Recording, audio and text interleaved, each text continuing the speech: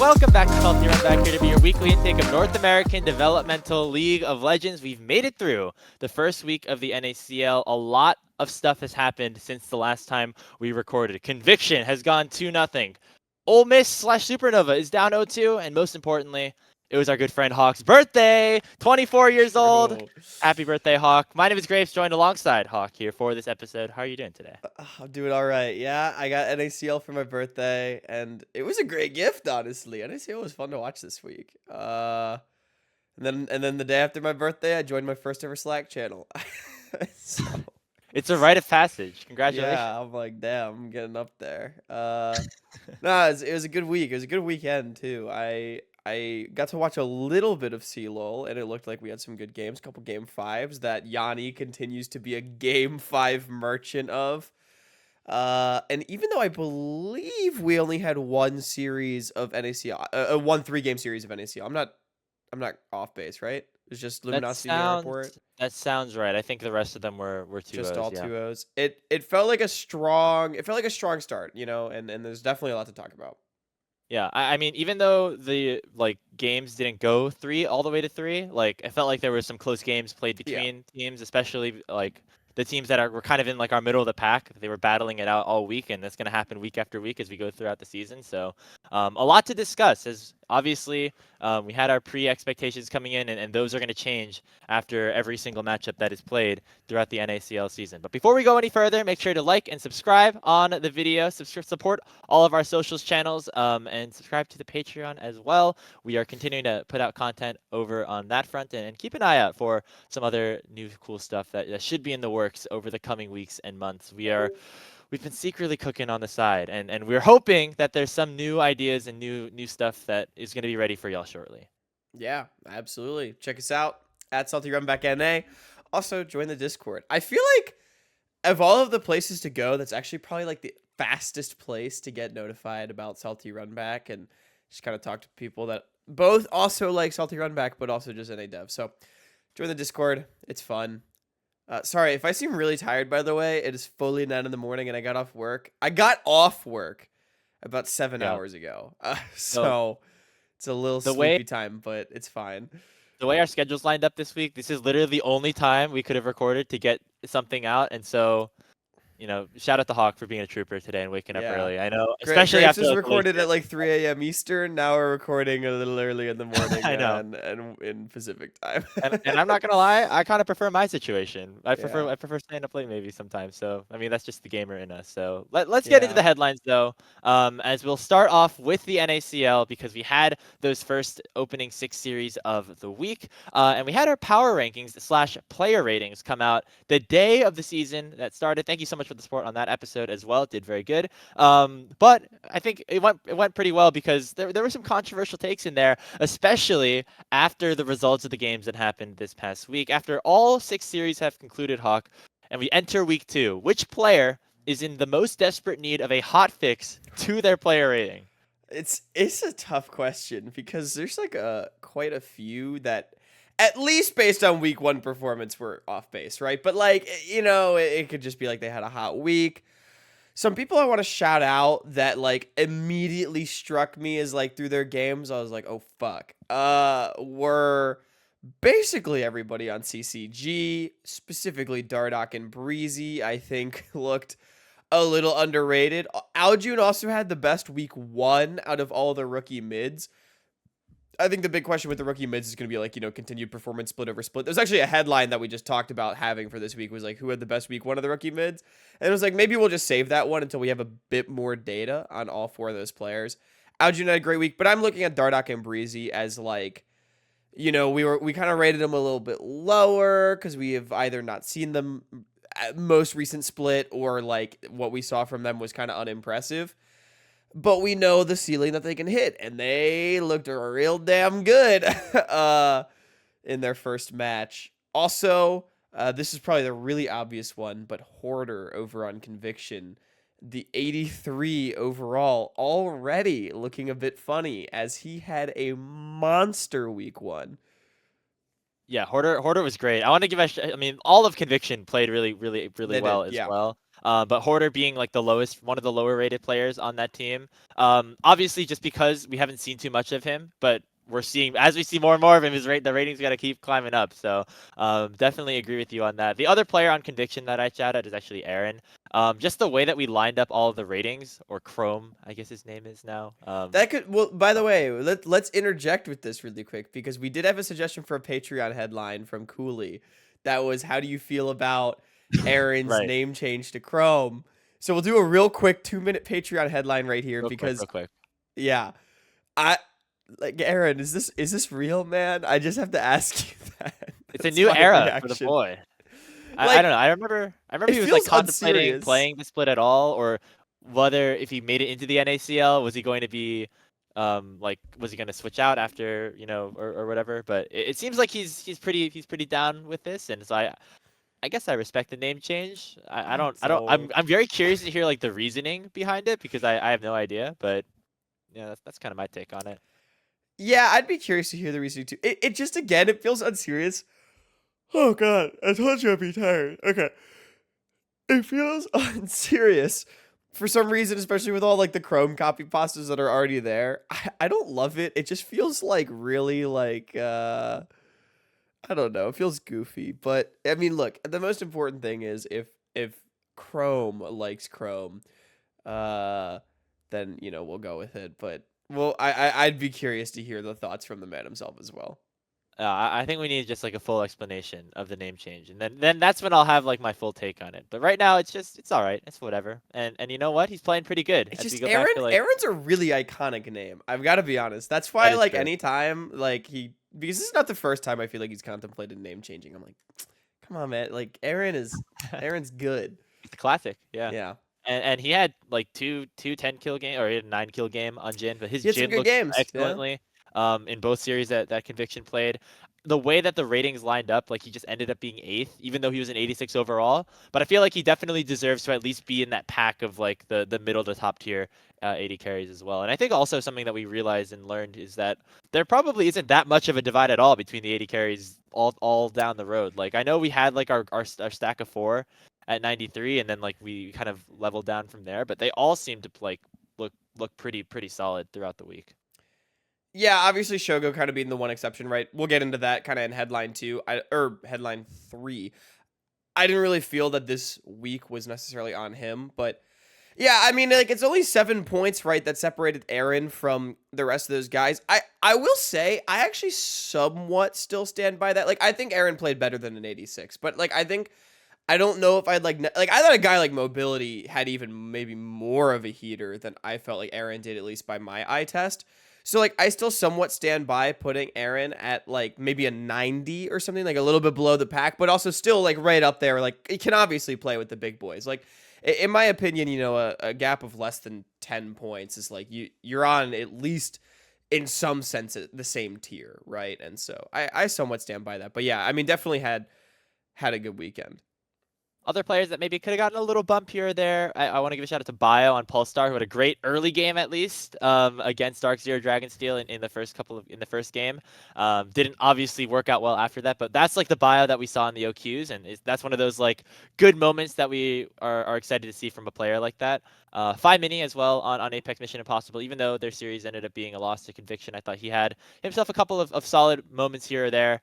And then maybe this is a bit of a meme, but like Zamudo maybe should just be a 99 or like 105 or whatever it was, because that guy has had like the best week ever. Yeah. When you look at, of course, his debut, his first week in NACL, and then also we're not going to necessarily talk about this fully, but 3-0 over Illinois State University in the CLOL upper finals in the North Conference.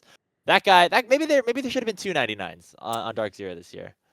Yeah. Oh my god. I mean, oh wait, sorry, you can keep happening. This is the opposite of PCL. what you normally see from Hawk, by I the think way. it's I think it's fair to say that PCL and Dr. Calculus are not necessarily like the strongest opponents out there, right? They're very good, don't get me wrong, but not necessarily like top tier. So I still stand by putting Zamudo at a 96, especially because Grapes, our logic is like, look, he had one really good split, and then he's had a bunch of like promising splits, but not necessarily like top of the line. So I think it's completely fair still to say he's in 96, and we need to see continued stompage out of him. But Yeah. I will be honest, my like Zamudo way too early MVP favorite is looking really good. So yeah, If he had a it continues this way, monster week 1. absolutely 99 in the works for next play if we do this Yes, again. yes, I would agree. Let's get into the 1 3-game series that we did have this week, and it was our most exciting matchup in terms of our expectations coming in, and it was between two people that we consider to be at the top of the table, near Airport against Luminosity Gaming, and it was LG that pulled out the victory, 2-1, the final score. But I think we did see some good stuff from Near Airport. I think there was a question of, is Near Airport closer to the top two versus like the rest of the pack? After taking a game off of Luminosity, has Near Airport kind of locked themselves in as being a true contender in the NACL? It's such an interesting question because I feel like on one hand, it's like immediately they've taken a game off of one of the two favorites, right? Which is like, oh shit, like that's big because the big question we had would be whether or not they could contend with Luminosity and Dark Zero. But it's so interesting to me because they took that first game. It was a pretty one-sided game too. Like it was completely even for about 22 minutes, and then one team fight just blew the doors off the game, and then it took them about 15 minutes to end because they fucked around for 15 minutes. Um, but then like I look at their games 2 and 3, and I do think this team still has a lot of issues. It was their first game 3 in the Fearless format, at least on stage.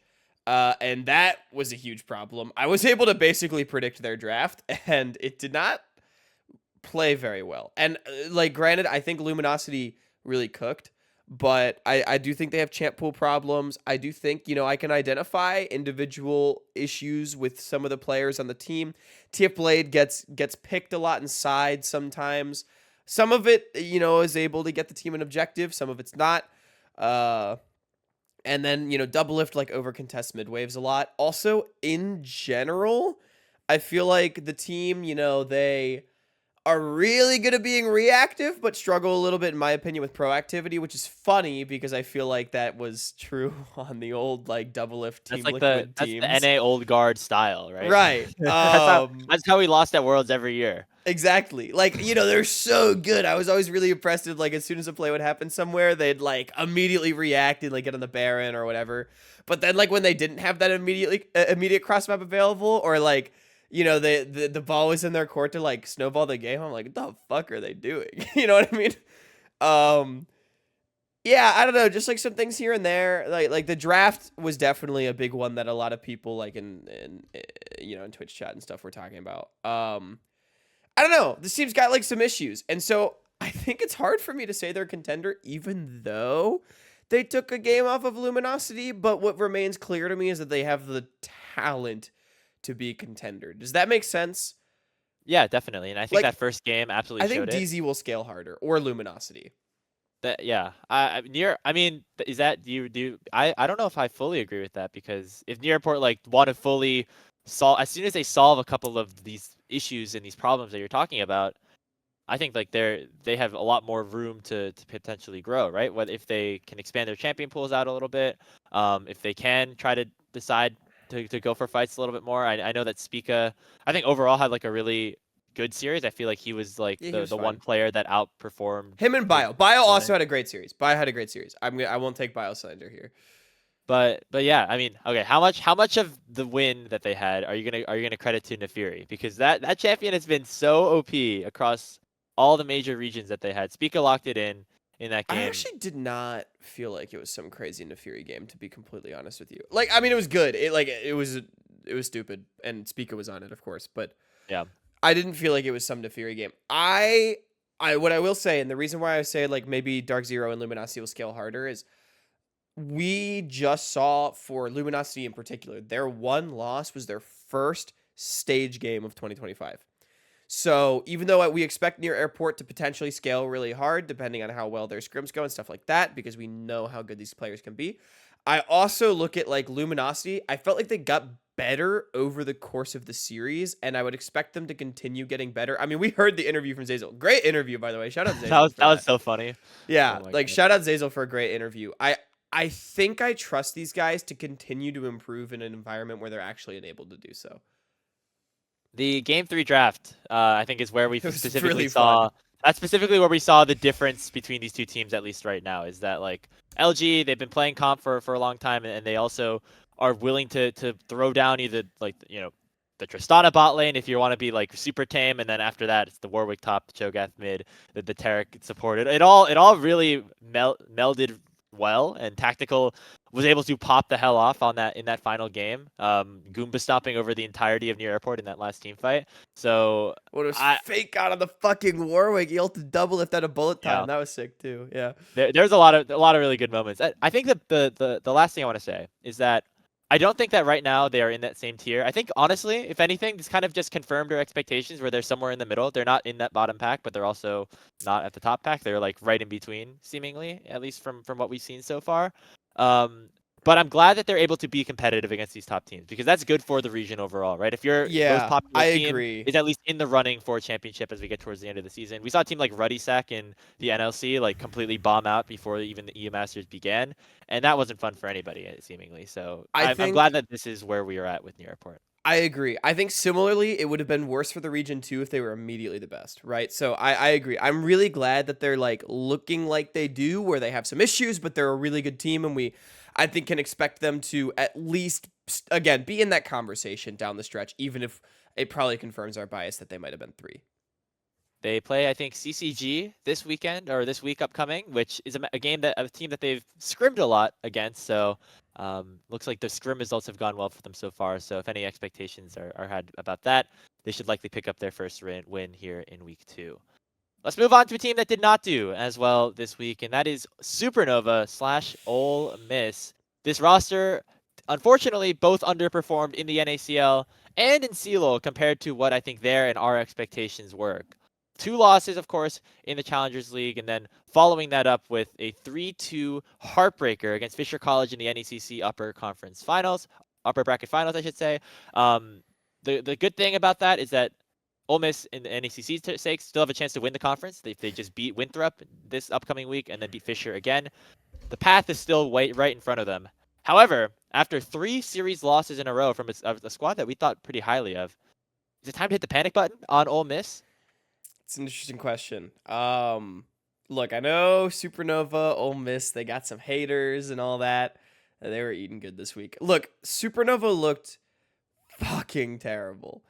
But I really do. I do not think it's fair to this team and these players to expect this to be their ceiling. I think it was quite obvious that they were not playing up to their level that they would expect from themselves. With that being said, this team is booming right now, seemingly based on context clues. And look, I'm gonna come right out and say it. This can be really beneficial for teams if they can have a complete crash out and then like come back stronger as a team, and it's good that it happened now, week 1 of NACL and an NACC playoffs instead of CLOL top 32, right? So this can be really good for this team, but they have to be able to come back from it because they looked terrible. They were overfighting basically every single neutral objective in world history, while also their solo laners just did not play like NACL players, which I think is... I'm going to come right out and say, like, I think it's okay for Asila to have a terrible week 1 because he's a rookie. I think Stray's level was, like, beneath what is acceptable for him, though, to be completely honest. And again, it's like, it's fine. We just got to lock back in. So I think this team has not showed us everything they're capable of, but they need to be able to come back from this week. Apparently, like, it was a real tough week for the team just in general, like outside of league too. So they need to be able to come back stronger from this. They need to be able to rally as a team. They need to be able to really fix all the problems that they're having right now. And I think this team can still be fine, but they have to do it. Yeah, I think the biggest reason why maybe there could be a push for this level of overreaction is, first of all, it's 3 series losses in a row, especially across 2 different mediums. Like that, you're gonna have to take that into account. The fact that they were 2-0s against teams that I think overall going into the season, you think of them as being rather comparable to, / like needing to beat in order to be a top half team like they were expecting, right? Like you think of CCG and Conviction, these are both rosters that we had in that similar tier, but in our power rankings, we had Supernova ranked higher across both of them, right? And so, Yep. it's just losses like that against teams that like those game records are going to matter, especially as we get later into the playoffs. And so that is that is why I think it was even more tough than it already was here for Supernova. I agree with you. The performance did not look great. Aljun, of course, outperformed Asila in that first series. Shout out to Aljun. Darkness had a great series, and then Wyena over on Fisher also, like, I think really pulling up and having some really big moments for that team. And it was pretty clear by the end of that Fisher series that this team was not in the best space mentally. They went up 2-1 and then lost the next two games, which is always like a bit of a heartbreaker. It's like a mini reverse sweep in a way. It seems like their decisiveness around stuff, even though you say that they were fighting for all these neutral objectives, it seems like not everybody was like always on the same page of Oh, when they wanted to completely. do that. And Again, so it's they like were that fighting for hesitation, those everything, nerves. whether or not it was a good setup, a good angle, a good fight time. Like, it just didn't matter. Yeah, and it resulted in them like seeding over a lot of kills early. Like I remember some of those conviction series, like they were down like 10 kills like 15 minutes in or something. Maybe I'm like misremembering a bit, but that's what it felt like watching those games. It's like they keep Yeah. bleeding out resources, and you keep hoping like, okay, Shogo's gonna get to level 16. Shogo's gonna get to 3 items. Finally, like Old Miss will be able to win the team fight, but by the time he gets there, the game's already out of hand at that point, and that's kind of what it felt like watching them this week. Yeah, every game at least in NACL. I didn't watch their Fisher series too closely. I watched some of the middle series games like 2, 3, 4. But at least in the NACL, it felt like this team like just let the game get away from them so quickly. It was really bad. Yeah, I mean, like, it was interesting, too, because, again, I felt like Shogo was the only player playing to an individual level that I could expect from him. I thought Rhino had a really bad weekend. Keel had a good game in the second series against against Conviction was Conviction. He had a pretty solid series there. Really terrible first series. And again, like, it just happens. I do not think it's time to panic button. If this team looks like this week against Apex Mission Impossible, which in my mind Yeah. is a must-win game, when there's a pack of 5 teams that we all expect to be on a similar level and then 2 beneath them, right? And they've already lost 2 against the 4 games that they'll get against similar level teams. I think you have to win this AMI game. If you go 0-3 against teams that are like beatable for you, that is really bad. Also, I think that it would draw concerns to me about whether or not this team can actually come back from whatever funk they're in right now. So just get a nice bounce back win against the expected 9th place, and I think like all is well. I think so. There's the phrase, non-mathematical must win in traditional sports. I feel like that's the label of this game here for Supernova, which they should be able to take care of business of, right? Just given their players and things like that. And if they're able to do so successfully, I feel like this would be a very nice like hurdle to, or like a nice little step to get to the Winthrop series on Saturday, which of course is also going to be a very big best of 5 for them. They won 3-2 against Winthrop, but Winthrop looked very good in their series against Blue Water this weekend in NACL as well. So I think that'll be again another big test for them. But if they lose both of those series, it's going to be tough to rebound, just because that will be the last CLOL series they play before top 32 as well. And I mean, I know that the players have it in them. I know this team has it in them. We've seen it earlier on in the season, right? And so it's just hoping that we get that at the right moments, and hopefully that this is just a little bit of an off week for them, which I'm inclined to believe that it is. Yeah, I'm right there too. I mean, like, look, I know I've enjoyed this team in the past, so I'm probably a little bit coping, but no, I think this team definitely has a higher level than what they've shown. I think they definitely can bring it around, and again, whether or not that means they'll bring it around to be a contender or just not looking like a relegation team, I think is also totally a conversation to have. But I think they, at least if they can recover from this past week, and they have a good few days to do it, they can come back stronger even. So we'll see. Yeah. Let's look ahead though to week 2 of the NACL as well, where we have 6 more games on the docket, but we also, most importantly, have, I think, a matchup between the 2 favorites that we had coming into this season. Dark Zero Dragonsteel playing Luminosity early on in the NACL regular season. there's a lot of ways we could tackle this, but here's an interesting one here. You know the phrase "most valuable prospect" that gets thrown out all the time. The award is given out to players The that, very ambiguously yes, but criterion award. the definition is generally which player over the next 2 years or so will have the most tier 1 wins across the board. Which team, Dragonsteel, Darkseer Dragonsteel, or Luminosity, is the more valuable team in that regard? Which of these rosters will have the most tier 1 games played amongst their players in 2 years' time? It's an interesting question. I think one that was somewhat answered in our player rankings just based on the way we were talking about the players. I think the really obvious answer is Dark Zero. Reason being mostly is just that these players are all still to be considered on the front end of their career, especially guys like Zamudo and Sajed, right? But even like Zyko, Spyrax, UG, these guys have been around a little bit longer. I mean, UG in particular, we see direct tier 1 games in the future for. Spyrax probably not. Zyko maybe, and then like Sajed and Zamudo are like probablys, but it might take a slightly longer. Whereas I think even if Luminosity were to be the team that like promotes into the LTA this split, or rather this year, right? They beat DSG, they're in LTA 2026. I think it's fair to say a lot of these players are on the tail end of their career unless they really had some sort of resurgence, right? So I think for that reason, it's probably Dark Zero. But I think it's important to emphasize that does not make this Luminosity team any less interesting and exciting to me. I think you bring up a great point that, all the players on Dark Zero are early in their careers, have overall no tier 1 games across the board, other than the one game that Spyrax played, I think, as a sub for FlyQuest one of those days. It happened at some point, yeah. The question, I think, basically boils down to how much faith do you have in those Dark Zero players to have lengthy tier 1 careers Quite after a their bit of time faith period is from me. over. I know that mostly a lot of people have that faith, but on the other side for Luminosity, I think the right term to use for these guys at this point in their careers is kind of like journeymen. They're Yeah.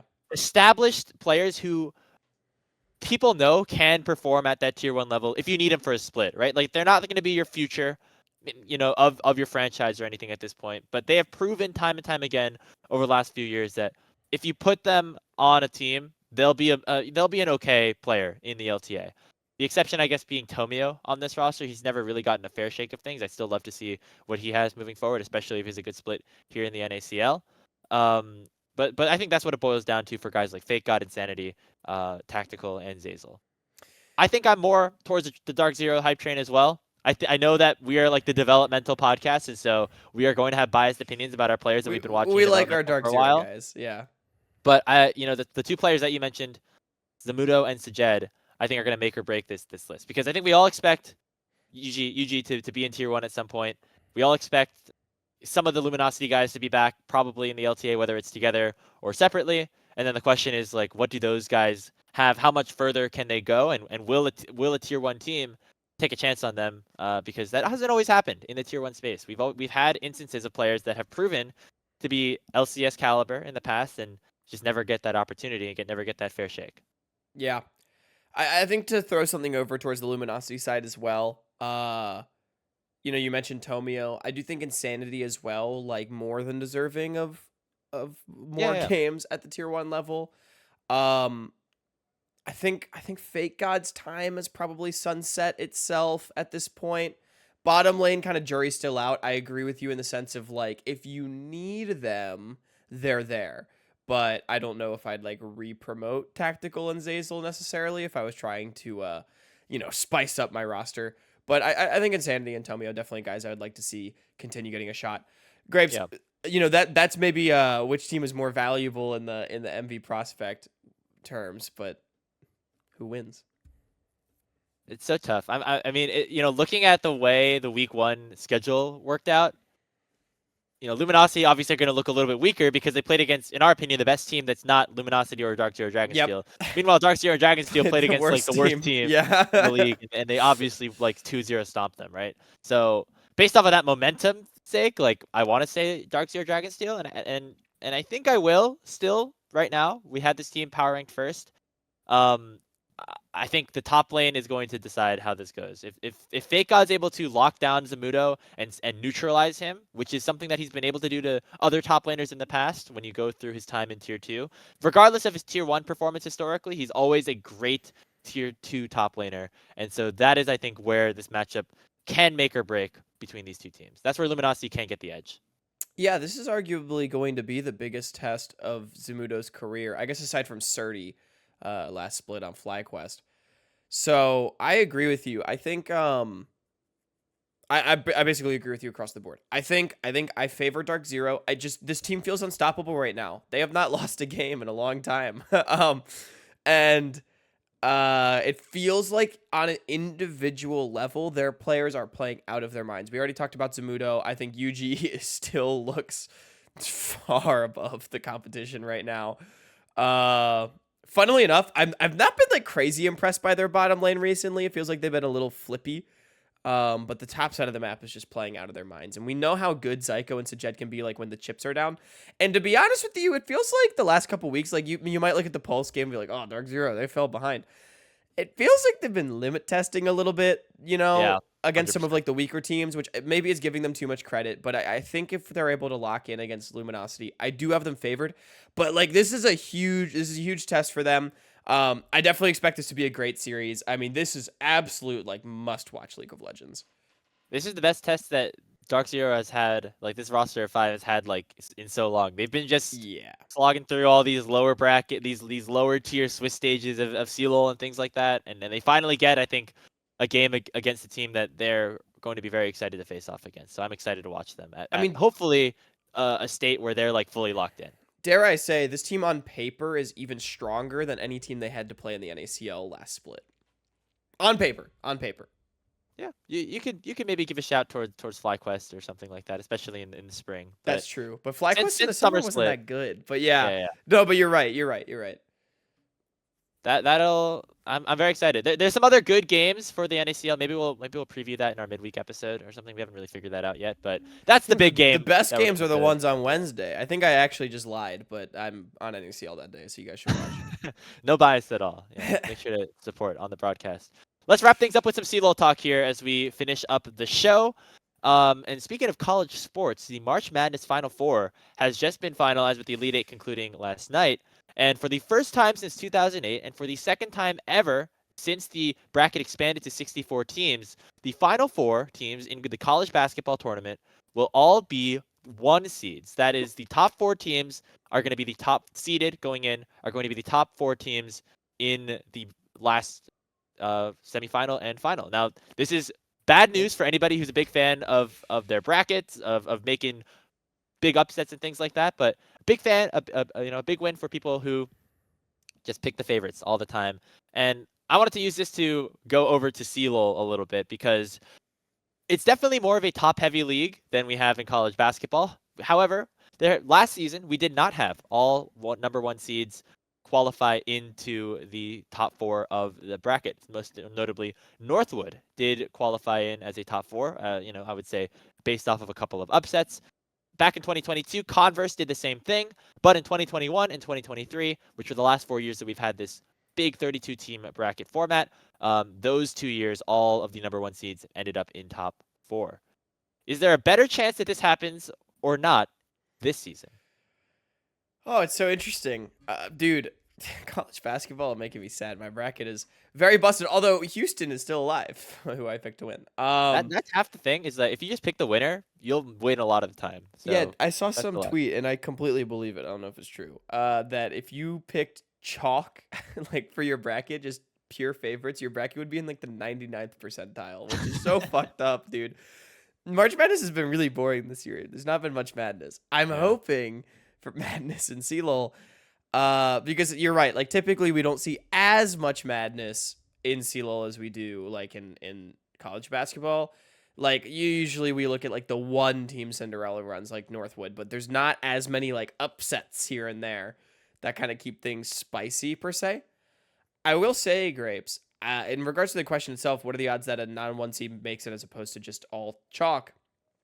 I think it's extremely likely this year that a non-1 seed makes it, and I would definitely put my chips towards that side of the ball for the reason that we're about to get a new 1 seed this week, probably in Fisher, uh, who's now taken down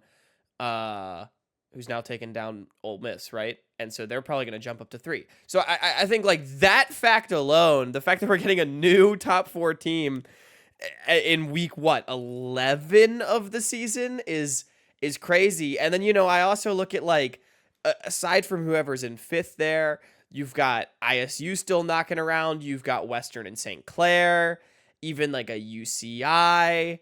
It feels like there's just a lot of good enough teams in CLOL this year, and I don't trust anybody that's not Maryville University to not choke against like one of those other pretty good teams. So yeah, I really think it's likely that we see a non-1 seed in top 4.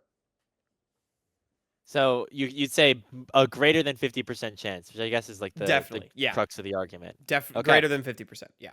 So I guess it does come down to like who our 1 seeds end up being. I would imagine Maryville and UST pretty much locked in there unless they like suddenly choke in their conference finals, which I don't expect to happen for either of those teams. They've both won 3-0 in the upper bracket finals, and odds are that could happen again in the grands. And then it probably is just whoever wins Ole Miss versus Winthrop and then Fisher. I mean, maybe you could make an argument for Fisher to be outside if they like look really bad in the NECC finals, and you just chalk up their loss against Ole Miss to be like, oh, Kiel wasn't playing or something like that. But I think Fisher have deserved at that point. They've earned it. They've earned the victory. They've earned that performance. They've earned that spot in the top 4 for now. I don't think anything could move those 3 teams being 3, 4, and 5 for me, except for like ISU beating Maryville and North, or like some crazy shit happening. I don't think anything moves them from me. Yeah. So that's what we're looking at. We're looking at Maryville, UST, and then the NECC finalists, whoever it is. Yeah.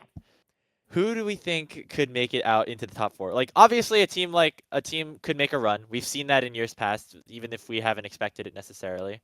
But maybe I'm inclined to say that it's more likely that we do see all 1 seeds then this time around. I think I think there's a very clear at this point. It's a clear top 5 in CLOL, and the odds that the 5th seed make it into top 4, I think, is compared to all 4 of the teams making it in. I would say maybe it's just a little bit higher that it's going to be chalk whoever it ends up being. Just because of the fact that it is kind of close towards that top 5, but it's only one team that I think really has a above like X amount of chance to break into that top 4. Everyone else I would consider it to be a very big upset. Do you feel okay? Well, so that answers my question, because like I feel like a team like St. Clair or Western or whoever has. I mean, I would agree it would be an upset, but I think they definitely have a shot to take down one of these teams. Especially again, I look at like the Fisher, Ole Miss, Winthrop kind of circle of suck that we have there in the NECC. I look at those teams and I do not believe in any of them enough to consistently beat the other teams in the top 10. Like I said, I think literally only Maryville and probably St. Thomas. We just have like so little tape on them against stronger teams. I think literally only Maryville I like would put my rent on them beating like St. Clair. Whereas like I could totally see that team taking down Winthrop. And do you feel that way or no? I don't know. I feel like maybe I'm more on the other side of things. I feel like there is like a gap. It's hard to tell because we haven't seen too many of those like matchups other than in like I guess the NACE Super Conference that Winthrop specifically plays in right now, and Maryville too. But they've just like kind of cleaned the floor with all of them. I definitely agree that there's like a tier at the top 2, and then maybe there's like 3 after that with the NECC teams, and then I don't know. I think at this point with ISU kind of stumbling a little bit, with Western and St. Clair like kind of. With Western not like, they lost 3-2 to St. Clair this week. If they 3-0'd them, I'd say, okay, all of a sudden like things could get interesting right now. I think my take is that I just think that the top 4 they're gonna be the big favorites again. All right. I mean, we'll find out. We'll find out. I wouldn't be like necessarily happy, but I would love a big upset. No. I got you. I right now. I think it'll be interesting I definitely think it'll be interesting to watch. I think it'll be a good CLOL. It feels like we have more parity this year than last year amongst a lot of the other top teams. Like I remember last year being like looking at like who we were gonna put as like the last 2 seed, and I was like, damn, these teams suck. I don't feel like that's the case No, for this sure. year, and I The think we're battle even for gonna like top eight have to or put a top good six. team as a 3 seed, which is tough. Yeah. Battle for top 8, top 6 is going to be really fun. Yeah. And then the question is like, has there been enough to make those like battle for Right. top 4 games be interesting, or will it just be And also, is like Maryville finally gonna be able to just run away with it and win a CLOL after 6 years, or no? this has to be? I mean, we say it every year, but this got to be one of their This best has chances to be the in year. a long It time. feels like there's an even bigger gap between Maryville and the pack than there was last year on paper, Yeah, in because my last opinion. year, because they brought in Zamudo this year compared Yes. to last year Niles was playing, Zamudo feels which like a big piece. Look, Niles was good. Don't get me wrong. Shout out Niles, friend of the show. But I think no, yeah, we could very see different. the difference between him as a coach and Zamudo, like a mechanical player like Zamudo playing, as opposed to just Niles in the top lane. Yeah, there's a lot of other topics for CLOL that we could hit on, but I think it's best saved for office hours just because there's some big shakeups here. I think Hawk, you might take a look at some of those resumes this week as well Yeah, because we're I'll getting actually closer do and that. closer to selecting those teams. I feel like there's always that conversation about like the 8 voting teams, but I don't know if too much has changed like in this week happening. I don't know if you have any thoughts on that. Yeah, I mean, well, I'll have to go over my sheet. We'll figure it out on office hours, but I do think it is really interesting having conversations with even people that know ball pretty well in CLOL, and they talk about their opinions on teams. And I can pull up their tournament resumes now, directly compare them, and be like, I'm not sure if I agree anymore. And it's a really great way, I think, to compare and contrast teams, especially when, I mean, no one's able to watch every single game. But Grapes, it's gonna do it for our episode here today. Episode 92. Wow, we're getting close to 100. But thanks everybody out there for watching. I know you have to go to work, so I'll do a quickie outro here. Make sure you check out all of our social media at @SaltyRunbackNA, including our Patreon. You can subscribe if you would like to support me and Grapes. It would mean the world. Also, join the Discord. It's a great place to be. And if you think we glaze Dark Zero a lot, if you think that Dark Zero is not just gonna win everything in Dev this year, / Maryville University, you can take what we said with a grain of salt. I've been Hawk. That's been Grapes. Have a good one.